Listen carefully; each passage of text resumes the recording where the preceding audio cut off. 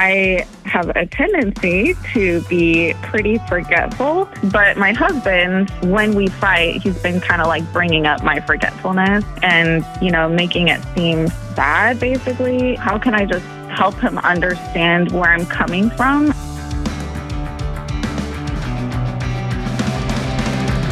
What up, what up? Hey, what's up? This is John with the Dr. John Delony Show. So glad that you're with us. The greatest show literally that's ever been recorded. Ever. And you showed up, and I'm so grateful. On this show, we talk about mental health, marriage, whatever's going on in your life, actually. All the things. If you want to be on the show, I'm not saying I'm very good at this, but if you want to hang out and chat on the phone, give us a buzz. You can do one of two things. You can go to johndelony.com/ask, ASK, fill out the form, or you can give me a buzz at 1-844-693-3291. 1-844-693-3291. Leave a message, and we'll get back to you. And I said this last time, and I'm going to say it again. We put out just a call for folks to write in and give some feedback for the show. I just want to say thank you for that. Those of you who had some criticisms, thank you for that. Those of you who just wrote in to say really nice things, thank you. Those who did both, I'm just so grateful. And there was a lot of important call outs, how it sometimes comes across that I am too nice to women doing dumb things and I'm too mean to men, and I don't get the balance right sometimes, that I'm yelling all the time for no reason. So there's some great feedback, and a lot of it was really accurate. And so I'm taking it under advisement, and I'm going to do my best to make a more palatable show, and the horse noises may return. That's all I'm going to say about that. All right, let's go to Sacramento, California, and talk to Kayla. What's up, Kayla? Hi, can you hear me? I can. Can you hear me? I can hear you great. Excellent. What's up? First of all, thanks for taking my call, and thank you, Jenna, for giving me a call. I am super nervous right now. I never understand why anybody's nervous when I listen to your show, and now that I'm here, I'm like, oh my gosh, okay, I understand. Listen, it's just you and me and millions of other people listening to this. It's not a big deal. It's not a big deal. Not scary at all. Exactly. What's up? Okay, so I think I'm going to just give a little bit of background first and then ask my question, because it'll make a little bit more sense that way. Cool. But basically what I'm calling is I have a tendency to be pretty forgetful, and nothing, to me that seems out of the norm or, crazy. I forget where I put things. I forget to respond to texts or send texts to people. I'm a stay-at-home mom, so, during doing certain things around the house, non-routine appointments, sometimes I forget those. And then, if I'm meeting up with a friend, I just blank on everything that we talked about last time we hung out. So anyways, but my husband recently has been, when we fight, he's been kind of bringing up my forgetfulness and, making it seem super, bad, basically. And, he's like, I think the reason why you're forgetting things is because they're not priorities. And if you just prioritize things better, then you wouldn't forget. And in my mind, I'm thinking, okay, well, I'm a stay-at-home mom. I have 2 babies under 2. And I already struggle with anxiety, and, especially when I get super stressed out and I'm having a conversation with him, I just freeze up. And, when he asks me something to remember back to, another event, I blank. I'm like, I have no idea. So anyways, basically what I want to know is, could he be right? Is there something that I'm not seeing? I genuinely want to know. And also, how can I just help him understand where I'm coming from, especially when we're in conflict, when we're fighting, I guess. Awesome. Great questions. So a couple of quick background questions. Do you have a trauma background or no? What? Define trauma. My parents were divorced, and I would say yes. Like it was a kind of a catastrophe. My dad describes it as for all of my siblings. Okay, So yeah, sure. I just want to play this out how you told that. And Okay. I think this is important. Define trauma. I mean, they're divorced. My dad calls it a catastrophe, right? Yeah. So we don't have to dig into all that. Here's a, I'm trying to figure out the right place to start. I'm going to get a little bit nerdy, and I'm going to try to keep it as non-nerdy as possible. And just know when I do this, my neuroscience friends all send me direct messages, and they're like, "Oh my gosh, you blew it, Delony." Okay, so just know that. I'm not going to make anybody happy with this, but I think it's important. Okay. The amygdala and the hippocampus are these little parts of your brain that help deal with your body's fear response. Okay.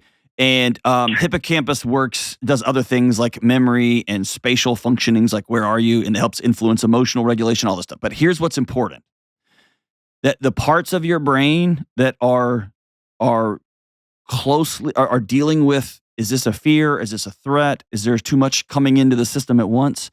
Are also where a lot of your brain does its memory storage and retrieval. And that makes sense over time. And memory is scattered throughout the brain. Those aren't the only two places, but here's why that's important. Think of it this way. You can be watching a football game and you can look at the game and be like, why aren't they scoring? And somebody would look at you and say, well, they're playing defense right now. Like the offense isn't even on the field. They're trying to not let the other team score right now. And so if you think about a world that is a body that has been negotiating trauma for a long time, a body that's anxious, a body that has two little kids and is trying to figure out what just happened to my own body, what happened to my life, what happened to my marriage, what happened to all these things. You have a brain that is decidedly trying to not die right now. And the thought that it's going to spend energy making new memories and remembering things that aren't about not dying, it's very common for people who struggle with anxiety to have short-term memory. Like, I just forgot that thing. I blew right past it because you got a body that's just sprinting and fighting and running for its life. That makes sense? Yeah, that makes sense. And your husband's got a point. You can't be in relationship if you forget things all the time.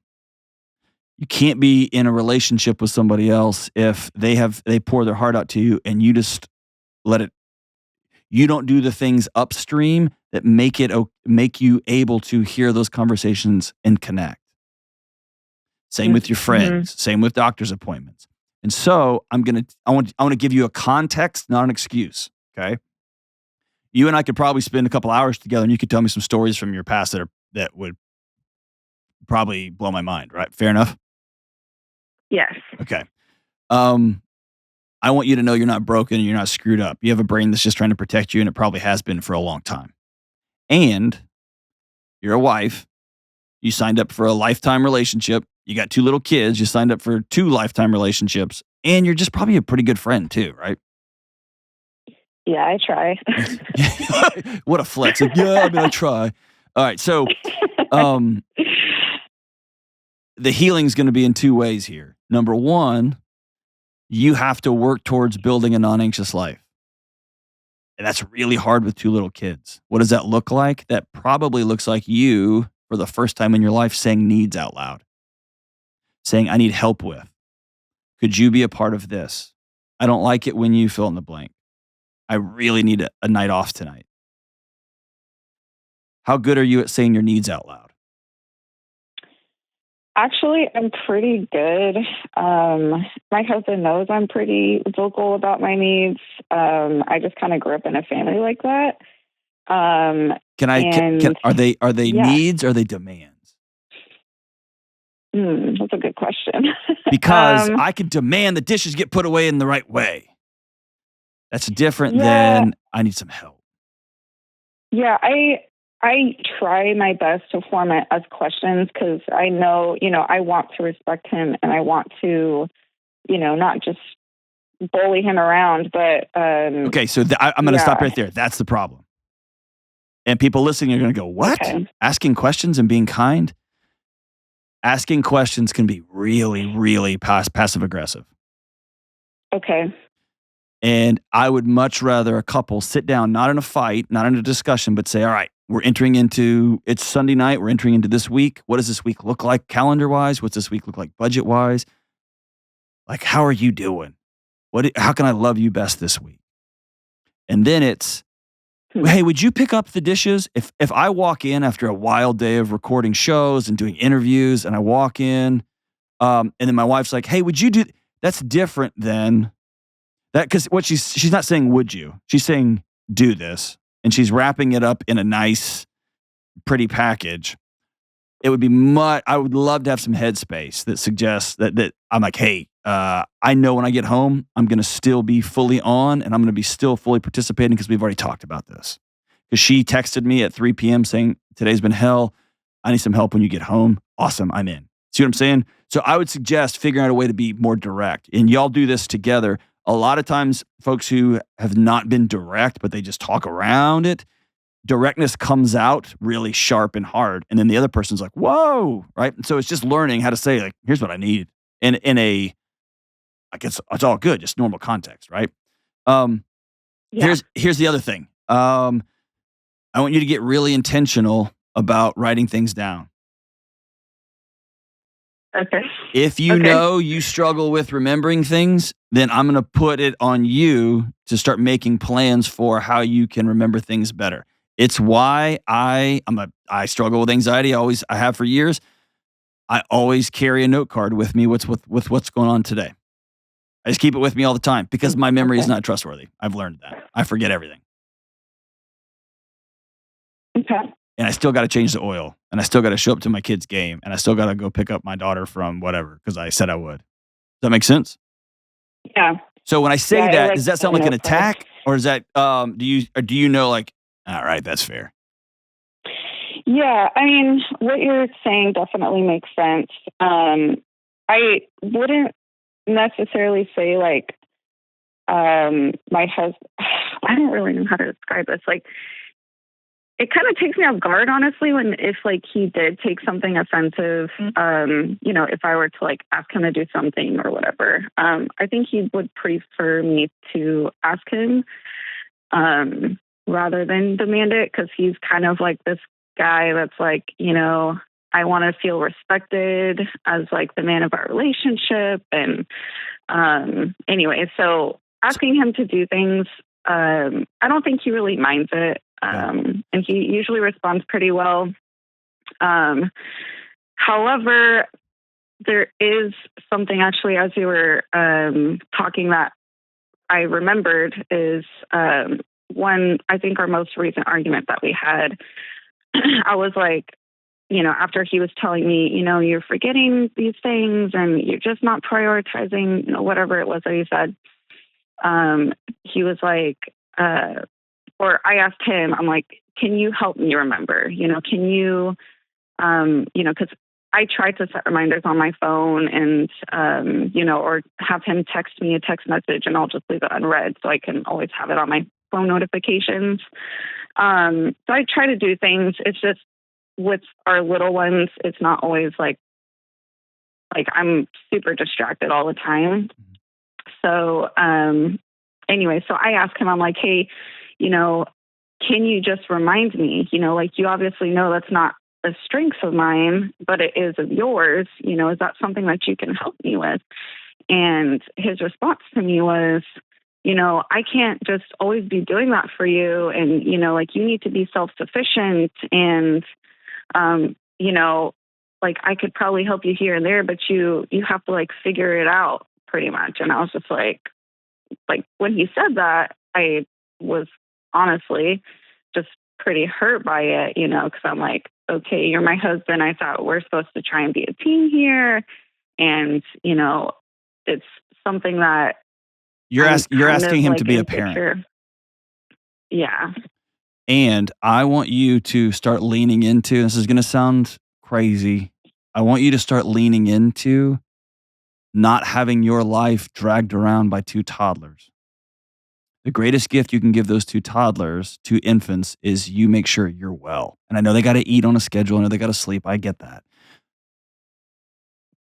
But the number of kids who run their households and their parents are left haggard and beat down in the wake of what these kids are demanding and needing and wanting and all, it's chaos. I want you to flip around and take ownership of that.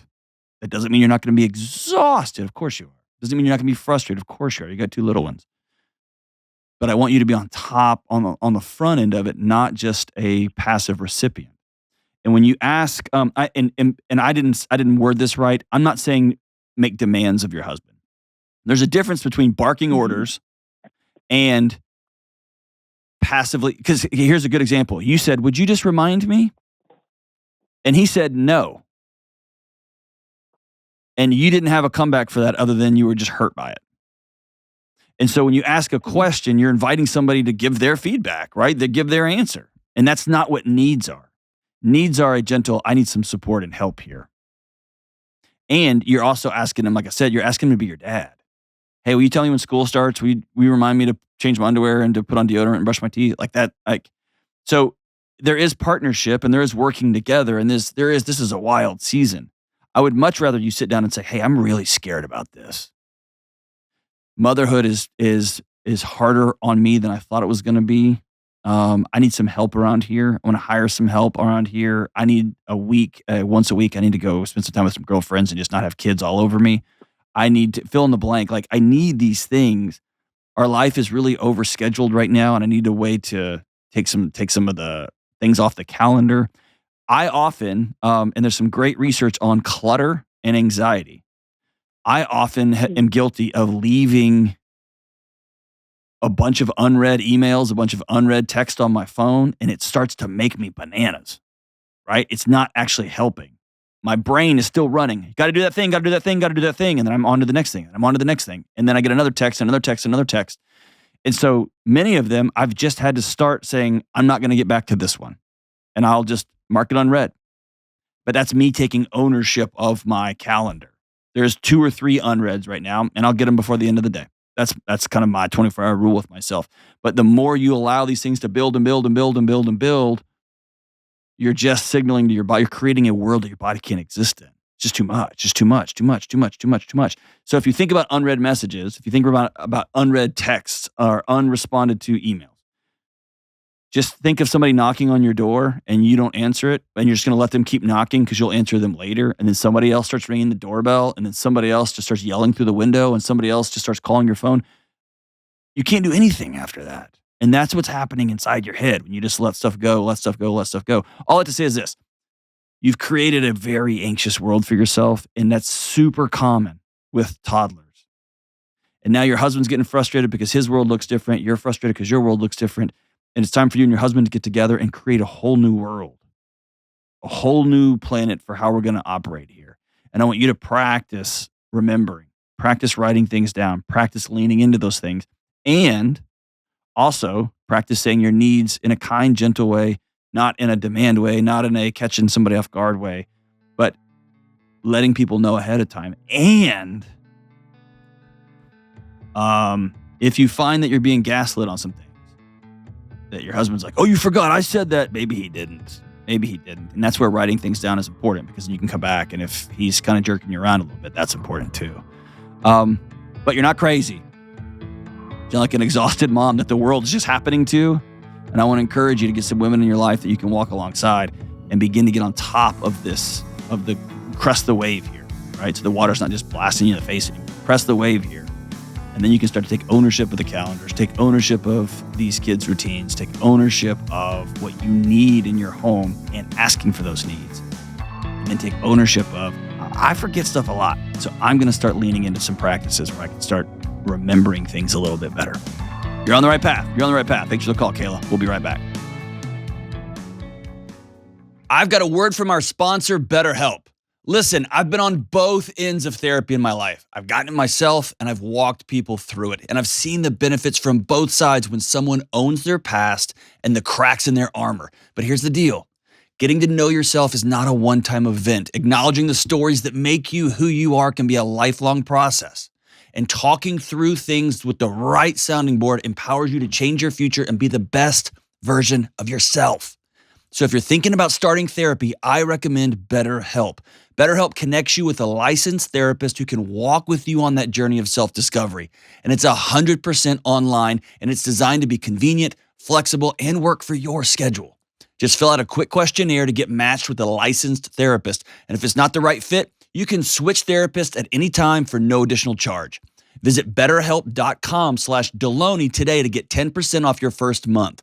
That's BetterHelp, HELP.com/Delony.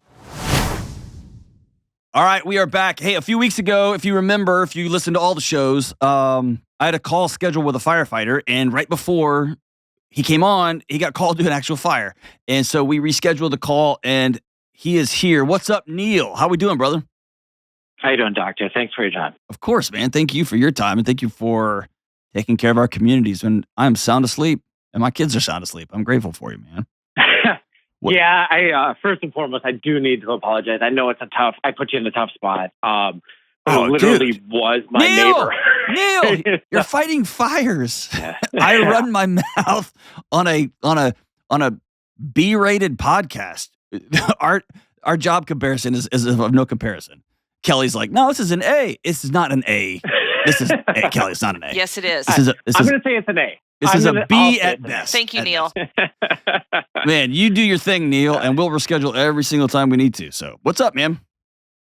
I called in a couple of weeks ago when you were on the Dave Ramsey show, and I'm sorry, actually, I even called in a little late on that show. I wish we would have had a few more minutes to talk because it does kind of concern both of you, if you will. Yeah. I followed the Dave Ramsey program. We're doing well. We've got a good job. We eliminated debt, minus the mortgage. And so as we continue down that path, what's happened over the last 2 or 3 years because of this role that I play with the fire department, we've encountered a number of children who have passed on scene. And unfortunately, I've been on a lot of those calls. And so as that has happened, it's put me in this mindset where I'll come home and the kids will say, and I have 4 daughters, which is just beautiful and wonderful. And they'll say, hey, Dad, I really want to see this or do that. I want to go there. And because I'm in this mind frame, I just kind of book it and go.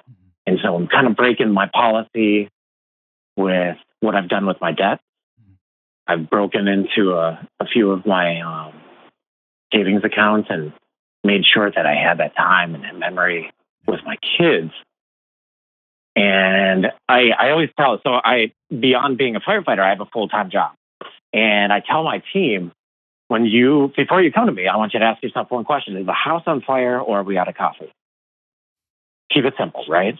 And so at this point, I'm a little nervous with where I'm at. I feel like this fire is at the incipient stage, and I feel like it could progress. So I'm trying to head it off, and that's why I called. I love that, man. And I take so many calls on this show and then also on that show that very few of them stick with me long term, and yours did. In fact, I took some time the following day. Our call that we had together, and if you want to go back, we'll link to that call in the show notes here. If you want to go back and listen to the original call, I was on the show with Dave Ramsey, and you called in. Brother, in talking to you, I had some memories of some situations that I hadn't thought about in years. And I got a little girl too. And it was like, I had some time that I just spent with myself, right? So let me ask you a broader zoom out picture here. The picture you're painting is of a guy who has a lot going on, and a guy who is constantly being called up for service to his family. You're a great father. You're a great husband. You're a great firefighter. You're also a business leader, and you do good at that. And the one person that you've left off the helping list is you. Am I right or wrong?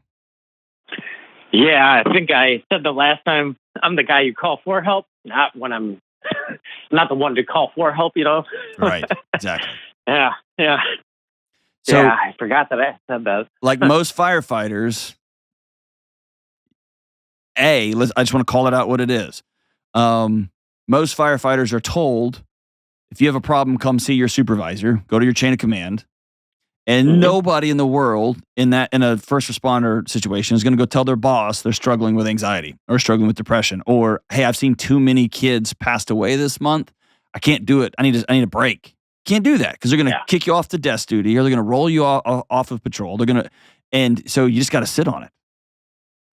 Or they give you some counselor that is got a reporting line to some, right? So you just say, so folks say nothing. And then the amount of first responders who are struggling with substance abuse, who cheat on their spouses, who have all sorts of other issues going on in their lives.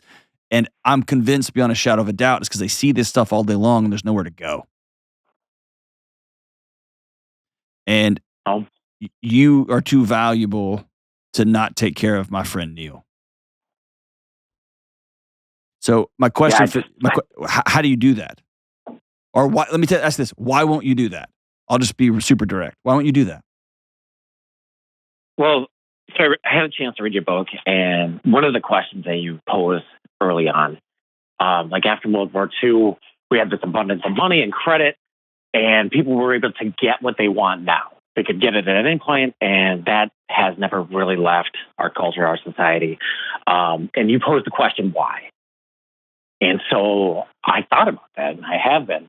And so I think about, what if I lose this moment with my kids? And that's my why. I need to do this now. I need to make this memory now. Because when we are doing something in Florida or at a national park or whatever, we're completely unplugged and we're completely together. But we're not that when we're here at home. When we're at home, we're running. Why have you chosen that life? Oh, God.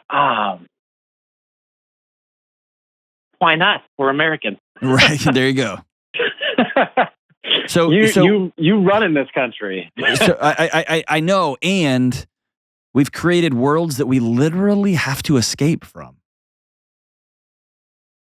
And we have do. Everything, and we've created worlds that are so abundant and so fast moving that we have to pay more money to leave them, to get away from them. And that, my friend, is insane. Yeah, but here we are. And I don't know what my next step is. Okay. Because since we've talked, my kids sat down and they talked about national parks. They were looking through this beautiful book that we have, and one of them said, I want to go to Glacier. Guess what? It's booked. Yep. I've done that since we've last talked. Yeah. And listen, your kids know that when you get to do something nice for them, it lights you up. And so they love it when dad's lit up. And so they're going to find cool things that they like and bring them to dad so that dad lights up, and then they feel like they're bonding in that relationship. If you got a bunch of water balloons and after school today, and it cost you $1.59 at Walgreens, and after school today, or I don't know how much balloons cost, maybe it's $5.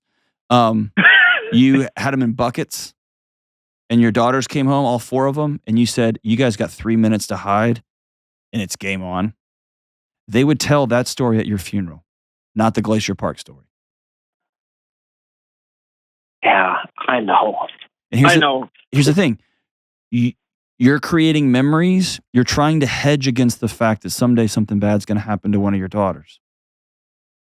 You're trying to hedge the fact that you have seen these moms and dads that cannot physically stand up because they have fallen down at a crime scene. They've fallen down at a wreck scene. You've seen it. You probably helped pick them up, right? Yes. You ever held a mom who just lost her kid? Yes.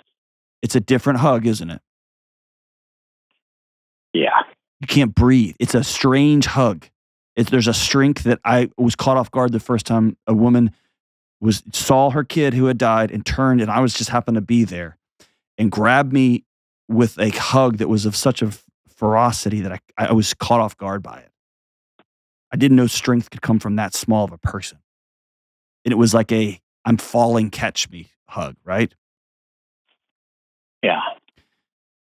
You're trying to hedge against that by spending a bunch of money you don't have and creating hype and hoopla and smoke and fireworks for 4 little girls that just really want their dad. Yeah, you and Dave mentioned that about time. Doesn't cost anything, and I don't know. I there are just so many distractions. I mean, in your book, you outline, how many devices do you have? How much time are you on that screen? How much time per day, per week? I think about that. I consider that, and then I've even played the tough guy. Like, we're going to shut down. We are going to take those devices. We're going to play a board game, and we do that. But it's not the moment that we have when we're completely disconnected, when we are in a tent in the middle of nowhere, in the middle of a park. There's no self-service, there's no nothing. There's just us. And I am desperately trying to recreate that in my personal life, and I just don't know how to do it. Because we get those dings, we hear the emails, like everything draws us and pulls us away. And then what's your other job? What's your other job? So I'm a director at the largest publishing firm in the country. I'm going to be super direct with you. Is that cool? Yeah. You're headed one of the greatest. You're headed for an implosion, my brother. I have conversations with some of the most intelligent people in the world. And listen, it's a beautiful job. It is. And you also know that some of those people are hyper intelligent, and they're bonkers too. Yeah, I know. Right? Yeah. So intelligence gets you part of the way. I'm going to be super direct, man. You're headed for an implosion. You're headed for a crash. I can hear it. You got on the treadmill and the sucker's on 15 and it won't go any higher, and you can run no faster, and you don't know how to get off. And you are killing it in your other job. Mm-hmm. You're showing up in the middle of the night doing gnarly things, and you got 4 daughters that you're trying to raise. And if you think about it the other way, maybe it's that those places that your daughters get you unplugged finally. Yeah. I mean, I was on the road this week in Georgia. Flew out Sunday, flew home Wednesday. I was in meetings until 5 p.m. And then we have drill every Wednesday night until 10 o'clock. And so... What are you running from, man? What are you running from, Neil? I don't think I'm running. Here's the deal. I honest to God feel like my daytime job, I love it because I feel like I'm providing education to the masses, and we're doing a great job because education is the way out for a lot of people who especially have economic boundaries, right? In the evening, I'm waiting for my pager to go off because somebody in my community, like my neighbor last week or 2 weeks ago, they needed help. I can help. I'm a helping hand, and I can do this. And you're going to be of no help to anybody when you're dead. You're going to be of no help to anybody, Neil, after your 4th drink again. You're too smart for your own good. And you have wrapped your pathology in altruism. You're a great human being. And you use that as an excuse to not sit at home and be still. Yeah. I'm not going to argue that. Because you don't think you have value in and of yourself. Your value is only found in your utility. Is there a problem with that? Truly. Yes. I mean... Yes. Because at some point, Neil, you can't be that guy that shows up. Or at some point, your daughter is going to have a wedding and you're going to get a pager number. I left my brother's wedding to go deal with a car accident. And I will go to the grave with that one. Because I screwed that up. I said, my role in my community is more important than looking at my brother and saying, I honor you, I'm going to spend the day with you on one of your most happiest days of your life. I missed it, man. I screwed it up. Because I had put all my worth in this thing that I do for other people. And I had no worth in, my brother just wants me to sit by him at his wedding and say, this is incredible. Let's dance and eat. I missed it. And the more we think that our only value is in what we do, the more we just chase more things to do. and we get pushed that thing more and more and more and more and more. You're talking to a dude with 2 PhDs, man. I didn't get that because I'm super smart. I get that because I was running from myself. And while I was getting a PhD, I was working full time as a dean of students at a law school. And I was also running crisis calls in the middle of the night. I know. I read. Are you saying Do you regret it? I absolutely, because I missed my son's childhood. I've got some great stories and I've got some great experiences, and I helped a lot of people. And I missed some things that I could never get back. Well, let me ask you this. How do we move forward from here? I am so ingrained in what I do. And I have a team of 8 that call. And my team, unfortunately, I kind of have a unique circumstance with my full-time job because I have a rep down in Florida, in Orlando, and then I also have a rep that's up in Spokane. So I am going from 7 until 7 per se. Neil, I am so ingrained in all this. You're not ingrained. Where do I go from here? You're a prisoner.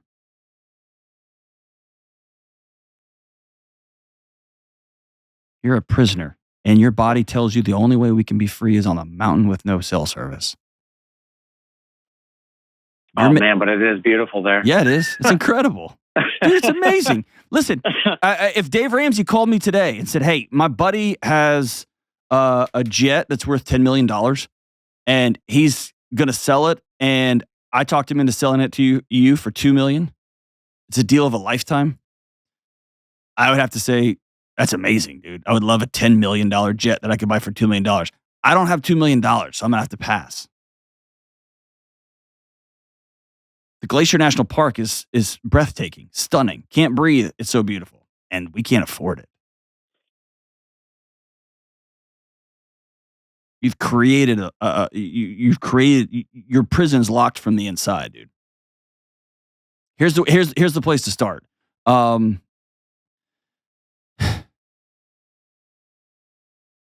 I want you to spend some time with that question and I want to ask you to write it down.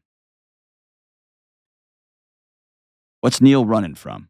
If Neil suddenly couldn't be a firefighter, if Neil suddenly lost his job as the book publisher, who is Neil?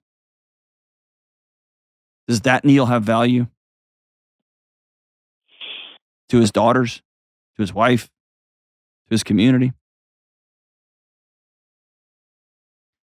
What I'll tell you is only because I opened up my hands and stopped trying to be all things to all people, only then can I truly show up and be a gift. See, here's the deal.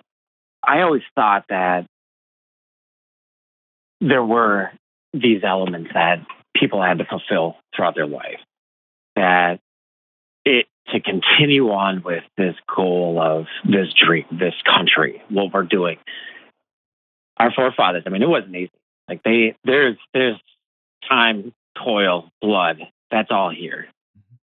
I want to continue that, not just for me, but for everybody that comes behind me. That's fair. And I do carry that weight. I carry that weight earnestly. I wasn't in the military. Mm-hmm. I probably should have been.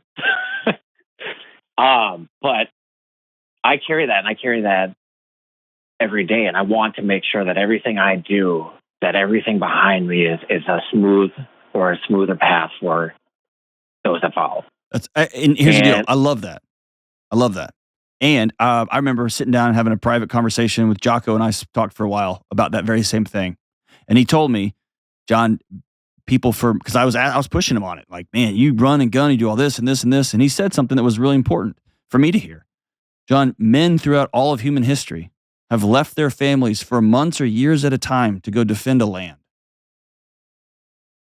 And he was right. That's true. The question you have to ask yourself is, if that's your path, then that's your path. I'm not going to take your path from you. You want to die on the battlefield? Good for you. I'm all go for it. Okay. Mm-hmm. That doesn't give license to be irresponsible with your finances. So let me say this: if you're going to die on the battlefield, making the world better for everybody else, then go all the way and do it all with integrity. And know that it's going to come at a cost. You can't do all that stuff and not miss games. You can't do all that stuff and not miss weddings. You can't do all that stuff and have your wife going to bed by herself a lot. You can't do all those things and go on all the family vacations too. You just can't. Yeah. You got to choose. And if you're going to choose one, Cool. you got to make peace with the other. I think I'm here because I don't want to keep going down this path. That's what I think I do. I agree with that. I also know that in my life, I'm just speaking for me, when I start getting existential and global, that's when my anxiety's at its highest. And it is just looking for things to spin up about. And, So I guess I'm hoping from you, or asking, okay, praying. I'm looking, you give me a Dave Ramsey plan.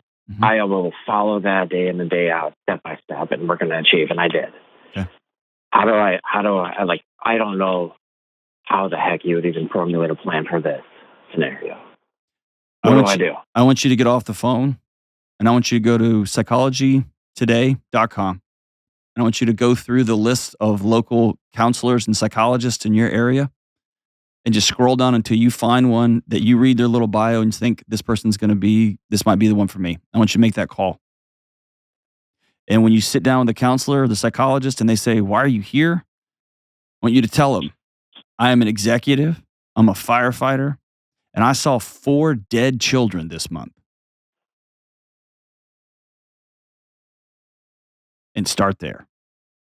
And by the way, if you want to be a real gangster about it, you can say, one of them, her name was Susan, and she was 6. And one of his name was Steven, and he was 4. He was wearing blue jeans. Let's get real specific. That's where you start.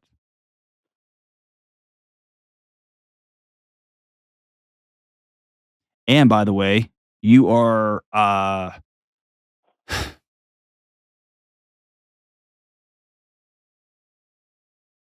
that's one of the truest marks of bravery I can account for.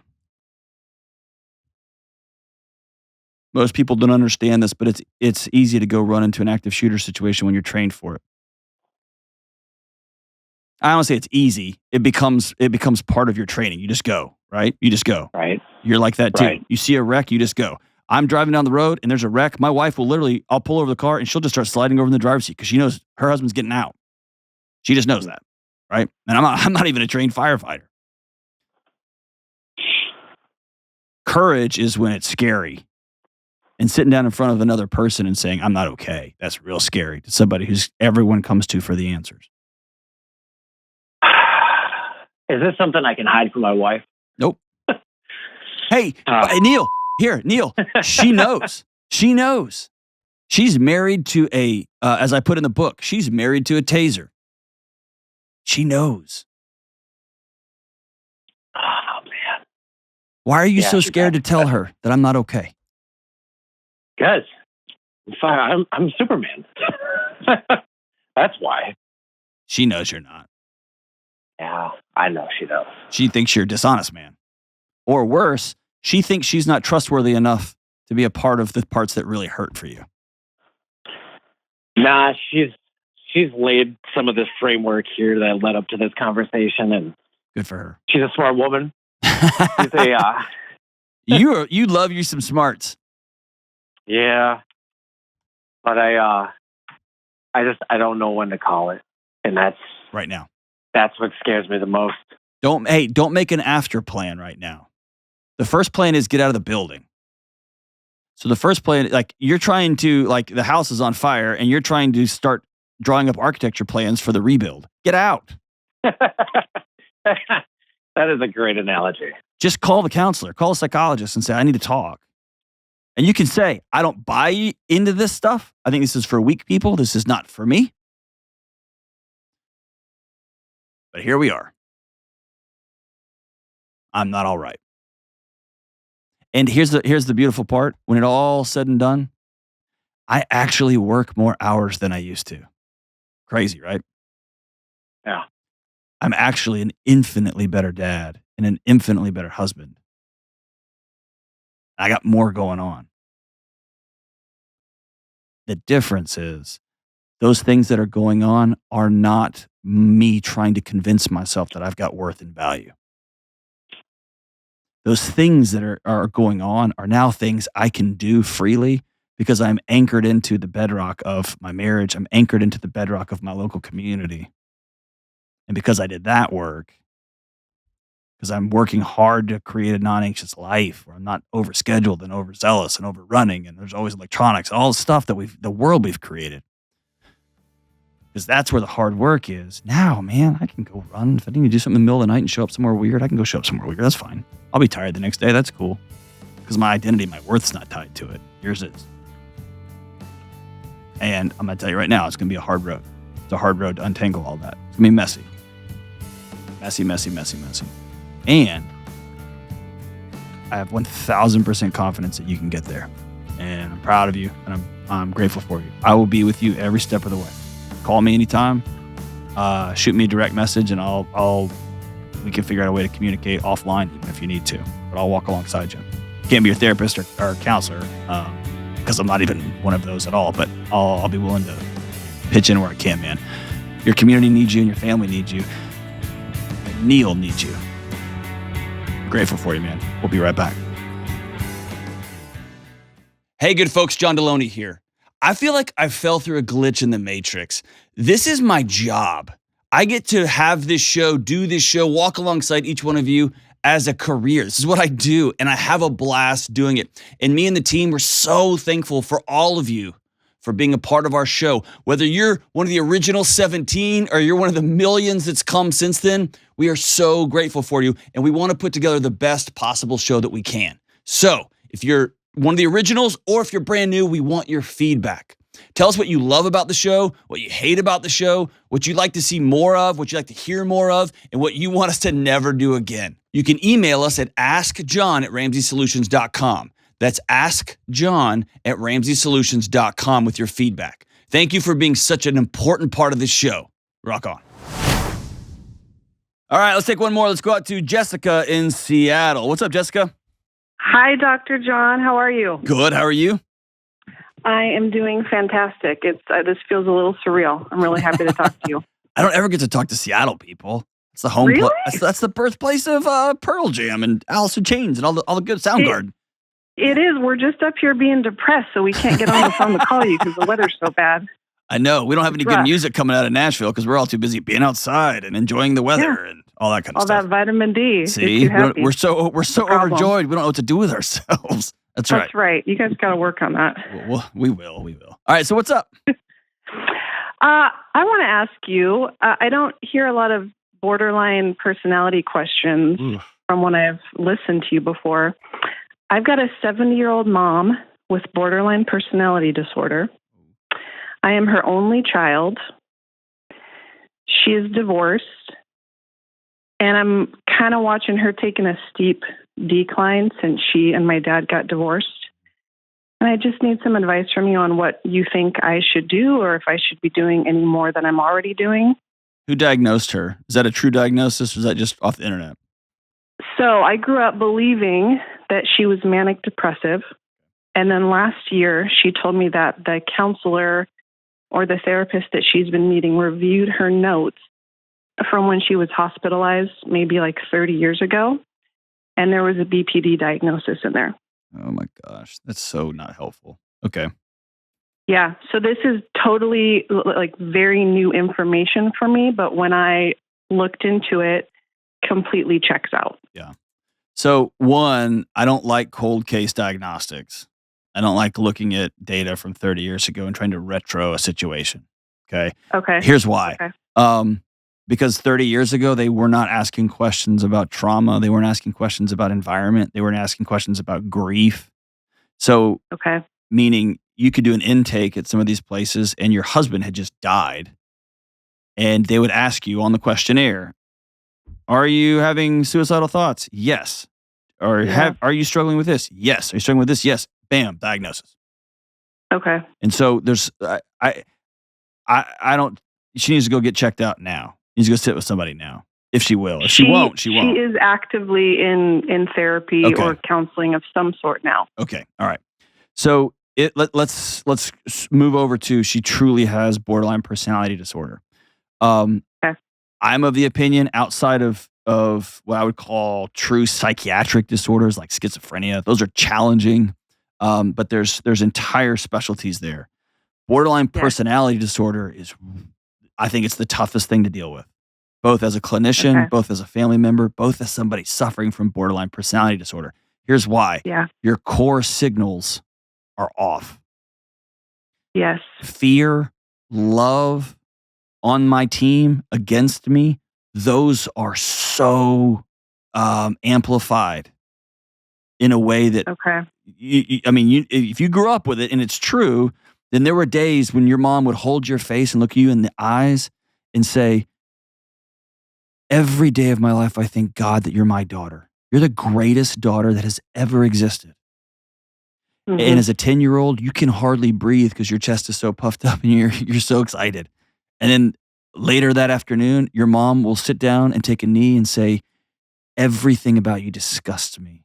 My life would be so much better if you weren't here. And you as a 10-year-old are going, right? Does that track? There were a lot of ups and downs. I think my mom did more sleeping than she did like laying into me Okay. about things. So avoidance? It was either she was feeling great and she was being crafty and creative, or she was sleeping, or Okay. she was down. Okay. That doesn't And then- ring the borderline bells to me. Well, But we also had an opiate addiction, so because why not, right? yeah. Jessica, lead with that. Lead with that. So I'm sorry. There's so many layers to this. I wasn't sure even what to start with. No, okay, I'm messing with you. I know this is I'm trying to bring some levity. I know this is a mess.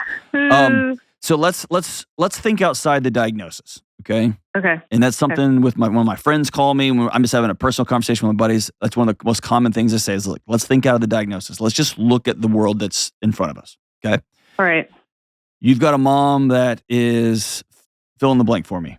She's what? I have a mom who I haven't seen in 6 months. Okay. She lives 5 minutes from me. Okay. You haven't seen her because she won't see you. She avoids you. You don't go over there. She's a hoarder. Because she is a hoarder. Okay. I think for the holidays, she opted out of the holidays. She said Okay. she wasn't feeling well. Okay. I didn't hear from her on my birthday, which this is the first year that's ever happened. Okay. I think she's just in such a deep, dark place right now that she doesn't want her grandkids to see her like that, and she doesn't want. She just wants to tell us she doesn't feel well to avoid Sure. like any intervention we think we might need to have with her. What has kept you from going to knock on the door and say, you're my mom and I love you and you're not okay?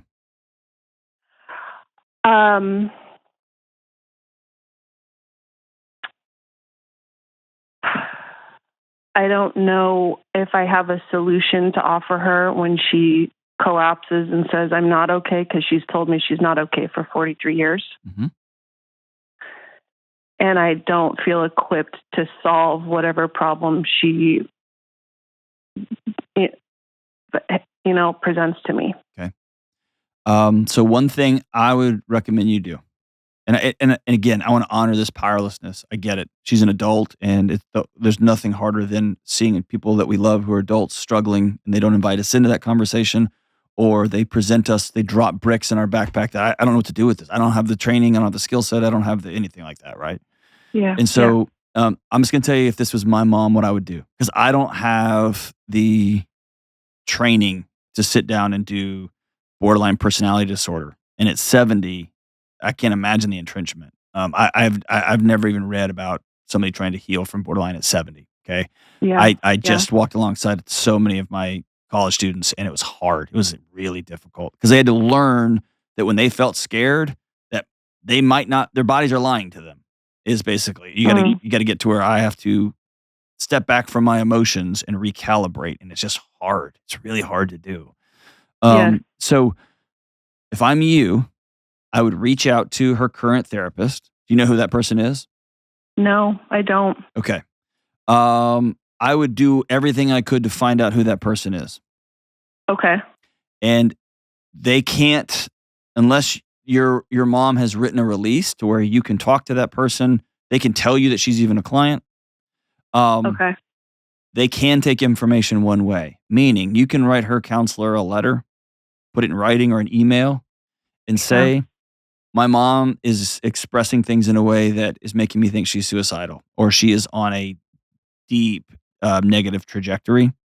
And I'm very worried about her. And I'm interested in partnering with you if you think there is a need. And a counselor, if there is a direct threat to self or others, can breach that confidentiality. It's a nuclear option, but they can do that. Okay.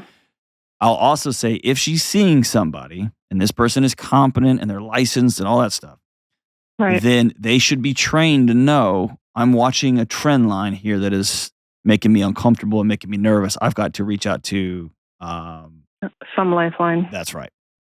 Okay. I've got to reach out to a psychiatrist or to a team or to a social worker or to a family or whatever. Yeah. And so, and it may be that you ask your mom. I'm not in a position. I don't know how to help you with your addiction. I don't know how to help you with your mental health stuff. I would love to partner with your counselor so that you have support everywhere. That's a good suggestion. And what she can do is think, sign a release and give you their counselor permission to talk back and forth with you. Okay.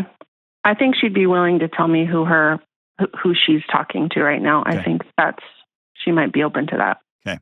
Sometimes they will write back and say, I am not currently seeing a client named Kelly. Yeah. And sometimes that's a big indicator, right? Often they'll say, it's a what indicator? It's a big indicator. Maybe your mom's not seeing somebody and you think she is. Oh, yeah, right? Yeah, right. Or she saw somebody 3 years ago and that's quote unquote her person. And so she's going to somebody, right? Okay. All I have to say is this. I'd also would reach out to social services or local services in your area that help the elderly. Possible have conversations about assisted living. If I don't know what your finances are, we're having broader conversations now because we're 70 and mom's still struggling with addiction. And now she's starting to shutter the doors, starting to disappear on us. And again, I hate this because mom can say, leave me alone. Oh my gosh, leave me alone. And I can't think of a more gut-wrenching, horrible situation to be in. So let's exhaust every possible avenue for support and care. You're not going to be the therapist. You're not going to be the person writing scripts. You're not going to be the person actually doing the care. You might be the hub of the wheel for a while, playing traffic cop, playing direct. Have you talked to this person? Have you talked to this person? But at the end of the day, unfortunately, your mom's going to have to make some final decisions. The last option you got is to file a petition with the local court to take away her rights, that she is she's unable to make decisions for herself. She's a harm to self or others, and you need to step in. And that's going to depend on, who's her caretaker. You have to get with your brothers and sisters and have that conversation. That's a broader conversation, and that's a last option, right? Because you're saying this person can't take care of themselves. They can't make adult decisions for themselves. I need to step in to be their caretaker. And then the burden of proof is on you to prove that this person can't do that. And that's a tough road to hoe, but just for what it's worth, I'm grateful to know people like you love their mom. And I know that's been a tough life that you've lived with a woman who's had a lot of struggle, really been struggling. Let's think outside the diagnosis right now and focus less on Googling things about, manic depressive bipolar disorder or Googling things about borderline personality, just all that stuff. And instead, let's focus on resources in our local community for helping mom and bring in your brothers and sisters in on this one. I'm so sorry, Jessica. Let me know if I can help in any other way. We'll be right back. Hey, what's up? Now that my new book, Own Your Past, Change Your Future, is out in the wild, we've been hearing reviews and feedback from readers, and wow, I'm so grateful. And one of the things I've been most excited about hearing is that this book is not just for people who are healing from terrible traumatic experience or other big scary things from their past.